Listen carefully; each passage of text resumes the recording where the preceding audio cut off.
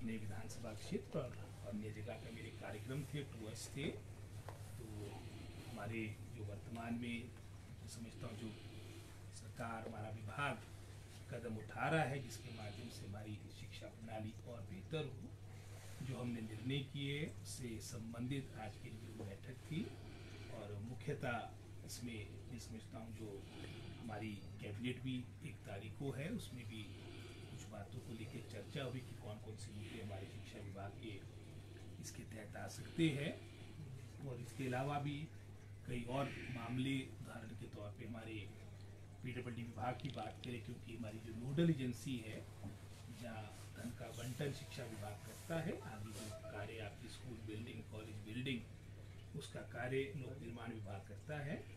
बहुत से हमारे ऐसे अनयूटिलाइज फंड्स है, उसके बारे में भी हमने पूरी जानकारी मांगी है विभाग से, और इसके बारे में शीघ्र सचिव शिक्षा और हमारे पीडब्ल्यूडी विभाग के हमारे अधिकारी मिलेंगे, ताकि प्राथमिकता के आधार पे हम फंड्स का बंटन उन स्कूल भवन के लिए या उन कॉलेज भवन के लिए करें जो लगभग अब कंप्लीशन की स्टेज पे पहुंच चुके हैं। जो आपके अनस्टार्टेड वर्क्स हैं वहाँ के फंड्स की एप्रोप्रिएशन के माध्यम से आपके उन स्कूल और कॉलेज भवन के लिए पैसे का बंटन हो, जहाँ पर अब लगभग कंप्लीशन पे आपके कार्य आ चुके हैं, क्योंकि अब इस फाइनेंशियल ईयर के भी मात्र 3-4 महीने शेष रह गए हैं। और बहुत से हमारे ऐसे फंड्स हैं जहाँ पर मैं समझता हूँ रीएप्रोप्रिएशन की आवश्यकता है। इसको लेकर भी विभाग के हमारे सभी अधिकारियों के साथ चर्चा हुई। बहुत से कुछ मामले हमारे कानूनी लिटिगेशन में फंसे हैं, इसको स्पीड अप करने की भी आवश्यकता है। और वर्तमान में जो हमारी बैच वाइज रिक्रूटमेंट चली है उसके बारे में मैंने फीडबैक लिया। ये सारे मुद्दे थे जिसके बारे में आज एक रिव्यू बैठक हमारी शिक्षा विभाग की हुई है। सर, जिस तरह से मुख्यमंत्री ने भी कहा है कि शिक्षा में जो है व्यवस्था परिवर्तन करने जा रही है सरकार अगले सेशन से, और हर स्कूल में अंग्रेजी मीडियम शुरू होगा पढ़ाई, तो कितना तैयार है शिक्षा विभाग क्या इसके लिए? क्योंकि उन्होंने कहा कि एक लेक्चर पॉलिसी लेकर भी आ रही है सरकार पार्ट टाइम। जी जी, वो किस तरह से होगा, क्या कुछ प्लान? आज समय की आवश्यकता है, नीड ऑफ द आर है कि हम अपनी शिक्षा प्रणाली को सुधार लाए। और इसी सोच के साथ माननीय मुख्यमंत्री ने ये अपना वक्तव्य दिया था। और जैसे हमने शुरू में भी कहा जब ये सरकार का गठन हुआ कि वर्तमान में हमारा ये पहली प्राथमिकता रही कि जो हमारे खुले हुए संस्थान हैं उनको स्ट्रेंथन किया जाए, उनको मजबूत किया जाए, उनको सुदृढ़ किया जाए। और जो व्यवस्था परिवर्तन की आप बात कर रहे हैं, सबसे बड़ी व्यवस्था परिवर्तन यही है कि हमने इस दौरान कोई भी नए स्कूलों का अपग्रेड नहीं किया, क्योंकि हम पहले चाहते हैं जैसे हमने अब हायर एजुकेशन में विशेषकर कॉलेजेस में जो आपके वर्षों से प्रिंसिपल्स के पद रिक्त थे वो लगभग भरे जा चुके हैं। आउट ऑफ 134 105 आप विदाउट रेगुलर प्रिंसिपल आपके कॉलेजेस थे, इसमें से 83 जगह आपके रेगुलर प्रिंसिपल्स आ चुके हैं। लगभग 90% के आसपास हमारी एपीस की नियुक्तियाँ भिन्न भिन्न कॉलेजेस में हो चुकी है। 550 के आसपास की संख्या अभी हाल में ही हमने 3-4 महीने में उनको अपॉइंटमेंट दी है। और इसके उपरांत हमारी बैच वाइज जिसके माध्यम से 2252 पोस्टें हमारी फिलअप होनी है। आपकी कमीशन में भी कोई 585 पीजीटी लेक्चरर का प्रक्रिया भी प्रारंभ हो चुकी है। और आपके अन्य तरीके से भी प्रमोशन के माध्यम से भी आपकी पोस्टों को भरा जा रहा है। और हमारा पूरा प्रयास रहेगा कि विशेषकर जो हमारे दूर दराज के दुर्गम क्षेत्र है, आने वाले समय में हमारे आने वाले एकेडमिक सेशन में विशेषकर हमारे अधिकतर पदों को भरा जाए। सर, जो गेस्ट फैकल्टी की मुख्यमंत्री साहब ने बात की है, सर क्या वो एसएमसी पीटीए के तहत भरे जाएंगे या कोई डायरेक्ट रिक्रूटमेंट होगा? इसके बारे में भी हमारी नीति बन रही है। और उसके पीछे भी यही एक जो माननीय मुख्यमंत्री की सोच है, यही है कि हमारे बहुत से ऐसे क्षेत्रों में, दूर दराज के क्षेत्रों में विशेषकर मैं कहना चाहूँगा जहाँ पर स्टाफ का अभाव रहता है, वहाँ पर मैं समझता हूँ ट्रेन मैन पावर जाए। और ये जो आपके आरएनपी रूल्स, जो आपकी क्वालिफिकेशन है, उसमें कोई भी कॉम्प्रोमाइज़ ना हो। तो इसको लेकर अभी हमारी डिपार्टमेंट के स्तर पर अभी चर्चा चल रही है। और हमारा प्रयास रहेगा कि हम इस नीति के साथ शीघ्र कैबिनेट में जाएं।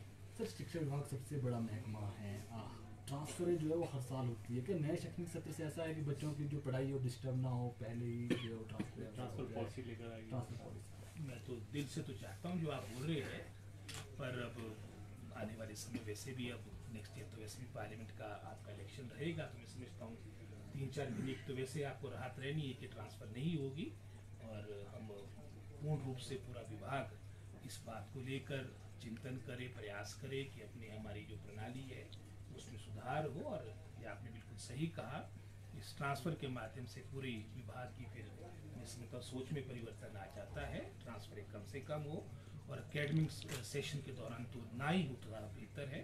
इस सोच के साथ भी हम आगे विषय विचार करेंगे। सर शास्त्री भर्ती रोक दी थी पीछे, कब तक शुरू होगी भर्ती?